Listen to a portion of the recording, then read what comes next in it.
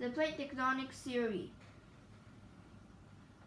When you blow into a balloon, the balloon expands and its surface area also increases. Similarly, if ocean crust continues to form at the mid-ocean ridge and is never destroyed, the Earth's surface area would increase. However, this is not the case. The older crust must be destroyed somewhere, but where? By the late 1960s, a more complete theory called plate tectonics was proposed. The theory of plate tectonics states that Earth's surface is made of rigid slabs of rocks or plates that move with respect to each other. This new theory suggested that Earth's surface is divided into large plates of rigid rock, and each plate moves over Earth's semi-plastic mantle. Geologists use the word tectonic to describe the forces that shape Earth's surface and the rock structures that form.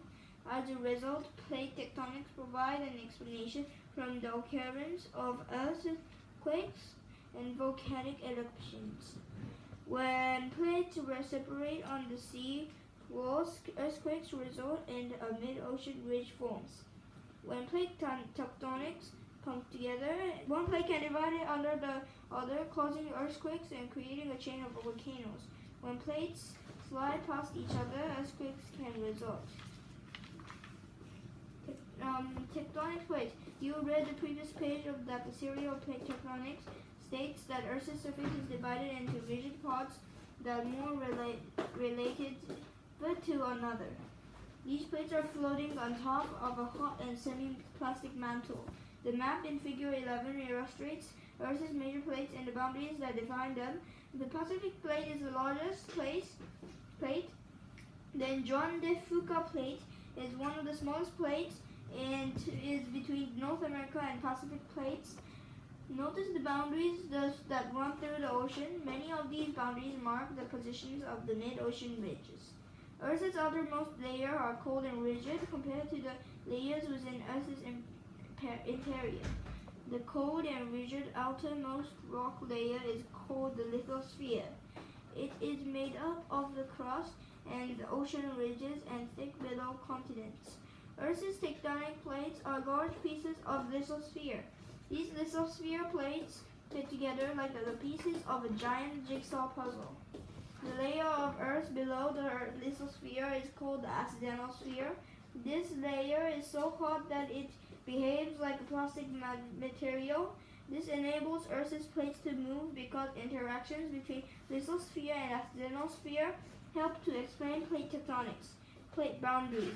Place two books side by side and imagine each book represents a tectonic plate. A plate boundary exists where the books meet. How many different ways can you prove the books with respect to each other? You can pull the books apart. You can push the books apart together. And you can slide the books apart one another. Earth's tectonic plates move in much the same way. Divergent plate boundaries. Mid-ocean ridges are located along divergent plate boundaries. A divergent plate boundary forms where two plates separate when the seafloor spreads at a mid-ocean ridge. Lava erupts, cools, and forms a new oceanic crust. Divergent plate boundaries can also exist in the middle of a continent. They pull continents apart from rift valleys. The East African Rift is an example of continental rift. Transform plate boundaries. The famous San Andreas Fault in California is an example of a transform plate boundary. A transform plate boundary forms where two places slide past each other as they move past each other. The plates can get stuck and stop moving. Stress builds up where the plates are struck. Eventually, the stress is too great and the rocks break, suddenly moving apart. The results in the rapid release of energy as earthquakes. Convergent plate boundaries. Convergent plate boundaries form where two plates collide. The denser plate sinks below the more buoyant plate in a process called subduction.